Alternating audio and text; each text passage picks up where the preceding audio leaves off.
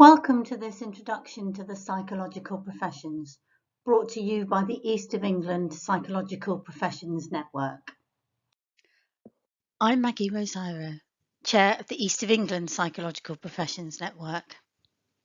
And here are my colleagues Anna and Lara, Senior Assistant Psychologists with the East of England PPN.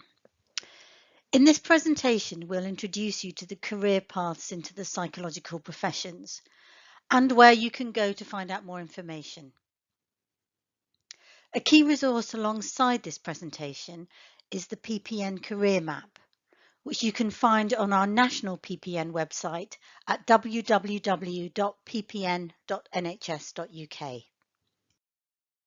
This is the career map available on the PPN website. There are three overarching psychological professions categories. They are psychological practitioners, psychological therapists, and psychologists. And as you can see, these are all of the job roles that would fall into these categories. There are some newer professions that have been recently added: mental health wellbeing practitioners and youth intensive psychological practitioners, and they will fall under this category here, psychological practitioners. And there's also clinical associates in psychology and assistant psychologists, and they will fall into this category here, psychologists.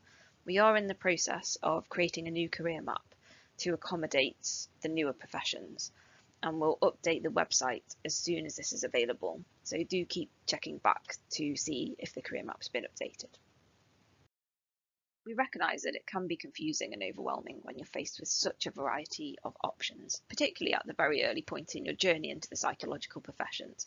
And some of those options can look very similar. Using the career map, you'll see there are 4 entry routes: psychology graduate, other mental health professional, and non-graduate. So you can have a look at where you're at now in terms of your skills, your experience, and your qualifications, and click through the relevant route to find out some further information about which professions might be applicable at the moment for you. Firstly, looking at the psychology graduate route, if you click through there, you'll see that a lot of options are available that span the 3 psychological professions categories. It's important to note that you'll need graduate basis for chartered membership with the British Psychological Society to pursue postgraduate training in psychology. Clicking on the other graduates route, so it might be that you have a degree that isn't psychology, or it might be a psychology degree that isn't accredited by the BPS. You'll see there's some options that open up here, and they cover 2 of those psychological professions categories, but not the psychologist's one. So in my case, my bachelor's degree is in computing science, and I recently completed the master's conversion course. So that meant that I have all the options available that are on the previous slide. So that might be something you want to look into as well. Again, similarly with the other mental health professional routes, you can click on there and have a look to see which options are available at this point. And similarly with the non-graduate routes, if you click on there, you'll be taken to a screen that shows you all of the options that you will have available to you at that point.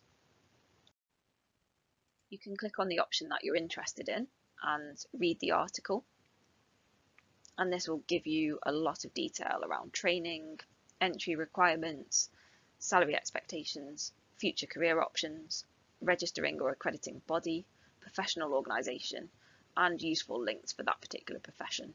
And then you can go back to the map and repeat for any other professions that you might be interested in. It can be quite helpful if you have some roles that are quite similar and you're just trying to find out the differences and think about what you might want to do next. I've put this slide together so that we can think about the key considerations when you're developing your career in the psychological professions. So firstly, if we look at skills and experience, you may already be working in the mental health field, or it might be that you're at the start of your career when you're thinking about how you can make a start to develop the skills required for the role that you'd like to move into. Think about these questions. What is it about these professions that attracts you? What are the skills that you currently have that you can apply to these professions? And what do you like to do now in your current job role or other areas of your life? And how do these things map to the professions or the profession that you're interested in? And where are the gaps in your skill set, knowledge and experience? Moving on to qualifications. Are there any qualifications you need to acquire to meet the requirements of the course? How can you achieve what you need to most efficiently and cost effectively? There's a useful guide to qualification levels on the government website. I've put a link in the resource slide at the end so that you can have a look at that. And requirements do vary by course provider, so always helpful to check the course information on the provider website and just to confirm what the requirements are and whether you meet them. Moving on to funding, think about which courses are self-funded and which are funded by Health Education England. So funded courses with less places are likely to be more competitive, and you may need to go through several cycles before you're successful. For example, the clinical psychology doctorate course has one intake each year, but for the PWP course, there's usually 2 to 3 intakes throughout the year. And for self-funded options, you can consider master's, doctorate and career development loans. And again, I've put a link in the resource slide at the end to find out more information about these loans. In terms of goals, what is your long-term career goal? And what are the short-term goals you can put in place to provide the stepping stones to that long-term goal or career aim?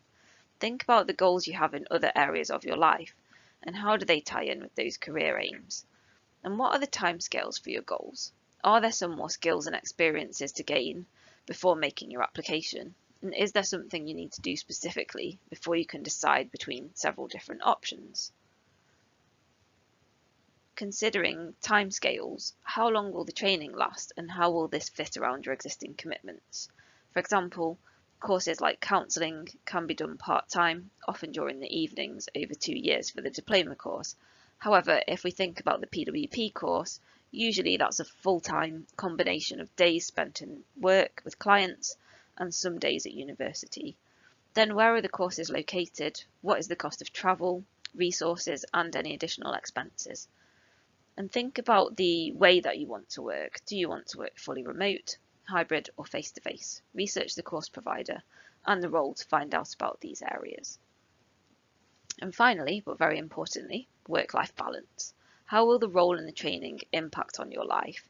Is it the right time to commit to the training? And do you have a good support network around you? What impact will the training and the role have on those around you? And will you work longer days than you do currently? Will the shift pattern be much different to what you do now? So you can also keep track of any changes within the professions by using the PPN website to look at updates, and we'll also send out a newsletter every 6 weeks and that will have updates in it as well. We're going to talk you through some career path examples now. Firstly, I'm going to tell you about mine, Anna's going to tell you about hers, and then finally Maggie's going to tell you about her journey into the psychological professions. And what we want to do here is just illustrate that you can have so many different ways into the psychological professions. So with mine, as I said before, I did a computing science bachelor's degree, and then I was a programmer and a tester, and I moved into the NHS to work as an information analyst. And I had that role for about 5 years. And in that time, I realised that I wanted to support people, and that was the main aspect of the role that I enjoyed. And there was some of that in the role as an analyst, but it just wasn't enough for me or in the way that I wanted it to be. So I thought going into the mental health field would be a good option, but I wasn't really sure exactly what was available or how I could make that change. And at the time I was lucky enough to be able to access some coaching sessions through our workplace wellbeing service. So I utilised some of those sessions and decided to do some volunteering on an acute mental health hospital ward. And I would do that for about 2 hours a week. And I'd work with the activity coordinator, supporting with groups, also spending time with patients one-to-one. And I really enjoyed that role. And I could do that alongside my full-time role as well, just to see what it might be like and if I'd enjoy it.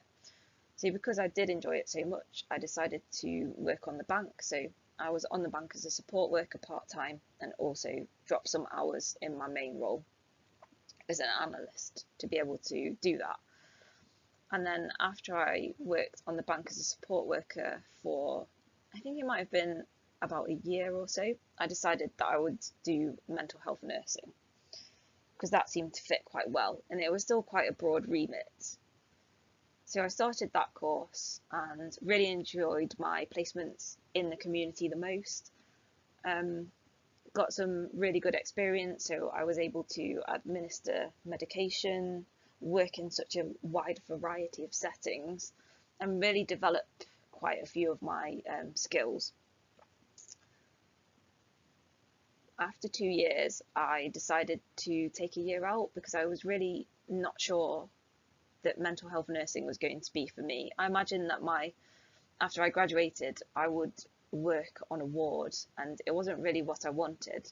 So I took the difficult decision to leave after 2 years, and then I decided I still want to be in mental health, but I'm just not quite sure what. I was feeling a little bit lost again. So I decided to go for the MSc Psychology Conversion course. So that would open up some more options for me, and particularly because I just still wasn't quite sure, it seemed like a good idea. I'd always enjoyed working with people one-to-one and being involved with the groups.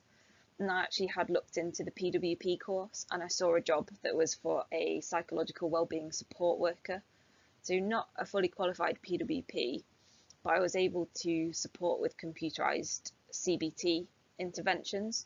And I thought that's actually really close to what the PWP role will be. So I can spend some time working in that role and see if I like it. And I did really enjoy that role, and naturally that led on for me to do my training as a PWP. I could have done the training with the workplace that I was with when I was doing that psychological wellbeing support worker role, but the location was really too far for me to travel for the university and for the workplace, and I just couldn't see it working out. So this was at the time when we were on lockdown and the coronavirus pandemic was underway. So I was able to do my training online with another organisation. So I applied for that role, did the training, and then qualified as a PWP just under a year ago. And I've worked as a PWP since full time. And then more recently, I have started this role as a senior assistant psychologist with the PPN, and also do some PWP hours with the digital team. So that's my journey so far. I'm going to hand you over to Anna now, who's going to talk you through her journey. Thanks so much for that introduction, Lara. So as Lara mentioned, I am going to be talking you through my career path so far. So I started off by doing my undergraduate in psychology at the University of Warwick over 3 years. Following this, I started my first role as a clinical support worker in an acute day treatment unit. I'm going to say from the offset that I absolutely loved this role and never wanted to leave it. I was in this role for 18 months in total. The unit was made up of psychologists, social workers, nurses, occupational therapists, and psychiatrists. And service users would attend the unit for 2 to 3 weeks and would attend group and one-to-one support every single day. It felt as though everybody was offered a very holistic approach and service user-led experience there. Whilst working in this unit, I also started my Master's in Research Methods in Clinical Psychology at the University of Hertfordshire. This was really helpful for me as I was able to apply what I was learning to my work in a day-to-day life. So after 18 months, I reluctantly moved on from this role to my first assistant psychologist post. This was working in the acute inpatient mental health wards across Hertfordshire. So during this role, I was working in Stevenage, St Albans and Radlett. This was a fantastic opportunity and I really enjoyed working on the wards. Unfortunately, a few months into the role, the COVID-19 pandemic happened and I had to work from home due to needing to isolate. During this time, I was doing service evaluations, audits, and a literature review on inpatient wards. This was a very good opportunity and I learned a lot from it. However, it wasn't quite the clinical contact that I had gone into the role expecting. So I then decided to move on to another role as an assistant psychologist in the community, working in a specialist mental health team. This team had a very heavy psychological presence whilst also working with nurses and psychiatrists. During this role, it was working from home, but the whole team was working from home. And so we all worked very collaboratively, and I was able to offer one-to-one support to service users experiencing anxiety and low mood and emotional dysregulation. I was also able to co-facilitate group work, which was a great opportunity for me to learn about different group dynamics. Following this role of about 13 months, I then moved into another assistant psychologist role, working in a staff support wellbeing hub. This was a brand new service that had been set up across Hertfordshire and Essex to support NHS staff as well as health and social care staff who were experiencing some difficulties.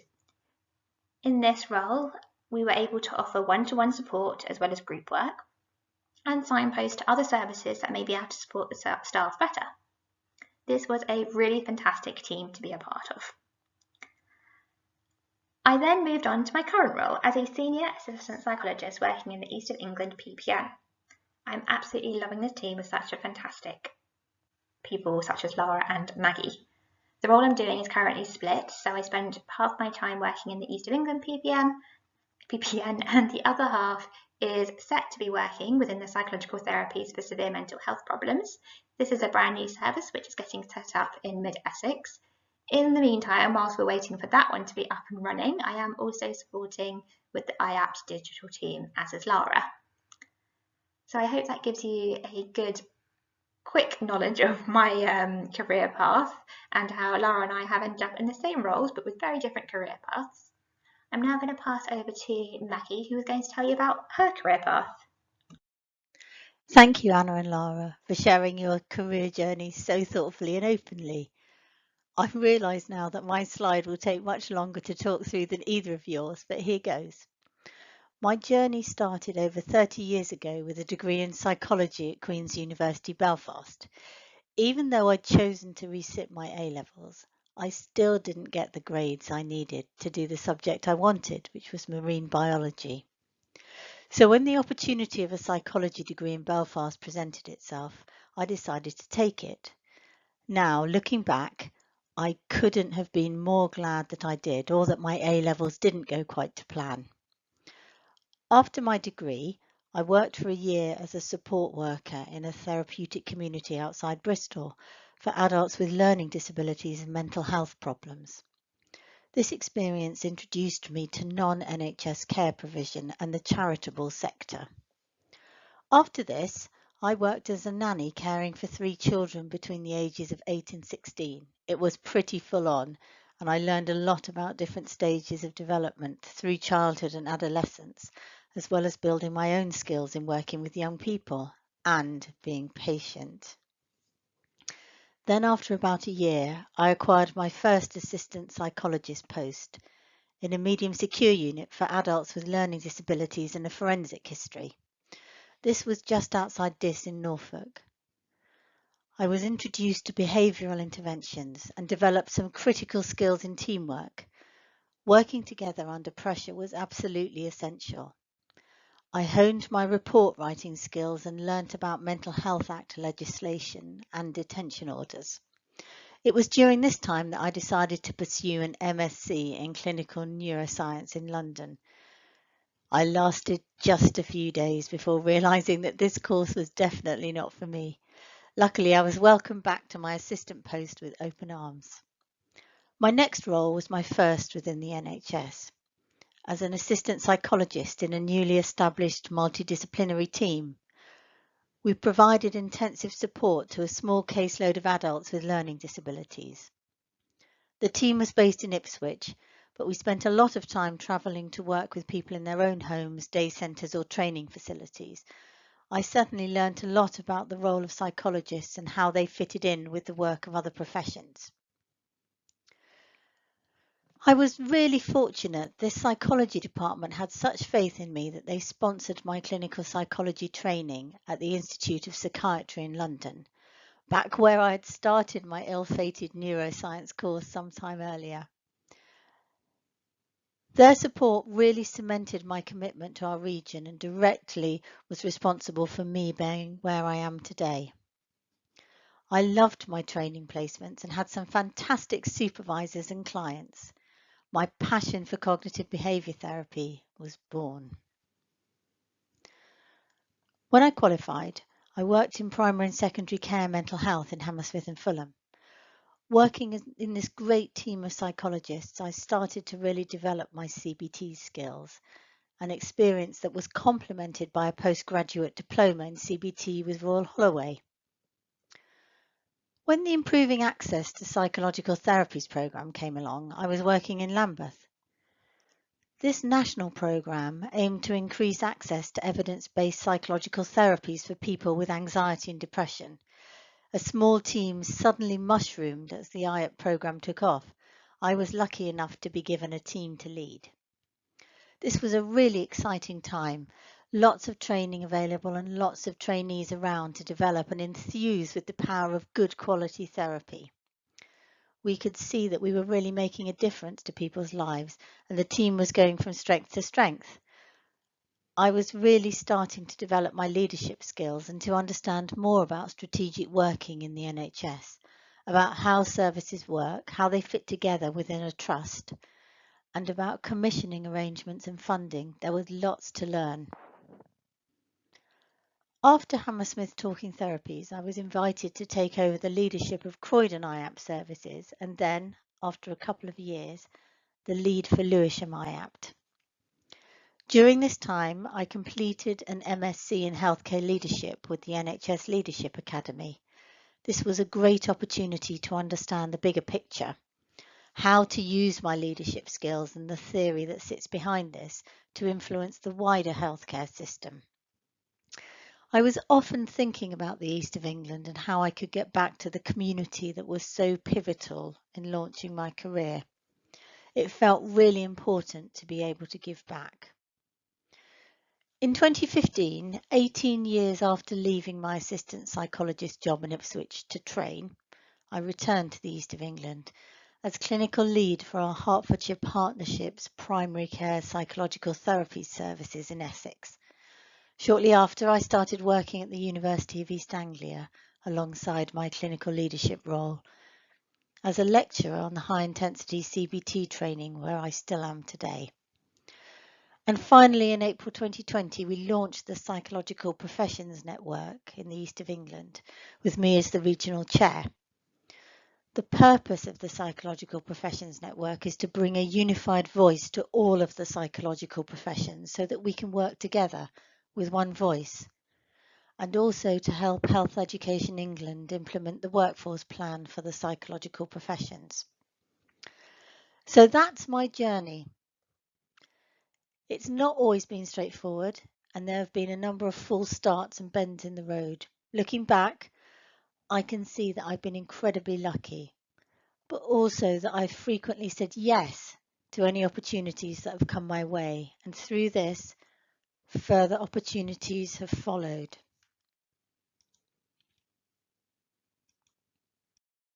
As you've heard there's three very different journeys into the psychological professions. And as part of our Aspiring Psychological Professions Community of Practice meeting, we had a discussion around what are the main difficulties that you've encountered so far around progressing your career. So on the next slide, I'm just going to outline the themes that came up as part of that conversation. So here are the main themes that came up as a result of our discussions around career progression challenges. So firstly, how to make strong applications, and also linked to that is competitiveness of posts. If we think about the clinical psychology doctorate course, there is one intake per year, and that is very competitive.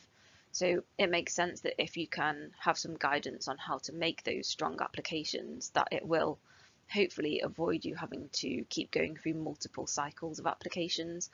And again, with all of these points, it is going to depend on the profession that you're applying for. So we're just trying to give a general overview here. Another point that came up was a lack of clarity around career path.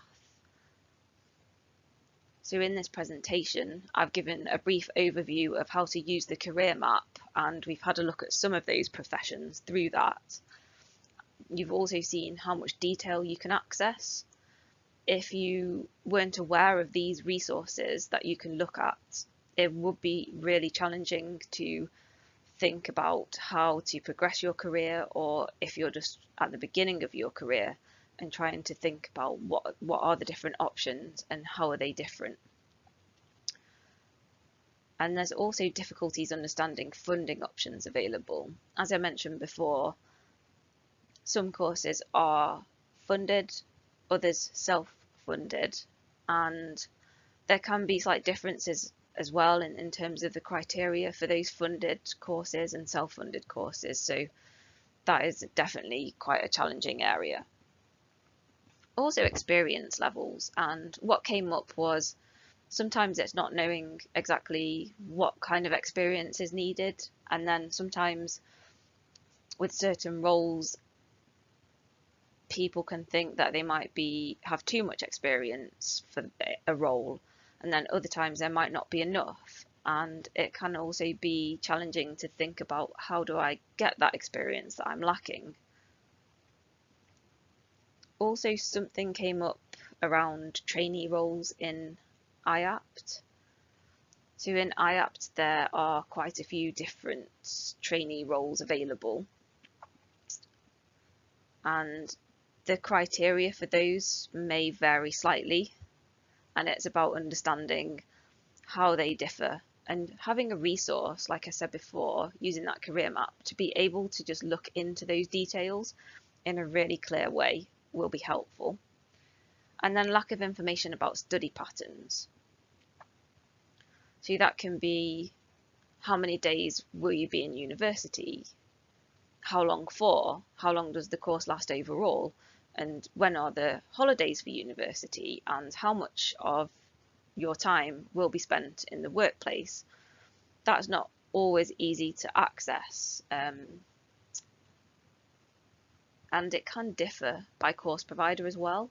So as I mentioned before, always helpful to contact the course provider to try and find out about that if you're interested in a specific course.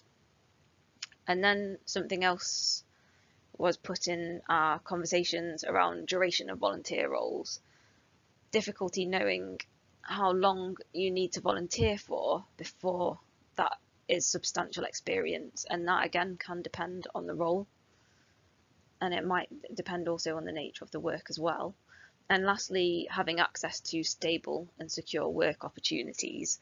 And certainly in my experience before I moved into the NHS, I worked in the third sector, and a lot of my work was temporary contracts, and that does bring with it some additional anxiety around if the contract is going to get extended, because you can be on 6-month or 12-month contracts. So there's that as well. That is definitely an issue. And from my experience in the PWP role as well, I remember feeling quite pressured during the trainee year, because I knew that the role was for a year, and when I qualified I would be able to move into a permanent post, but I just felt a little bit more pressure around meeting those deadlines for the coursework and passing everything.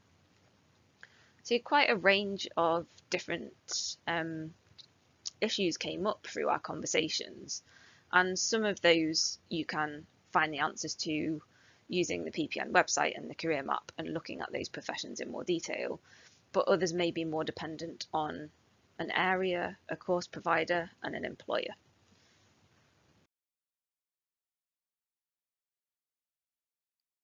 This is our region here in the dark blue, the east of England.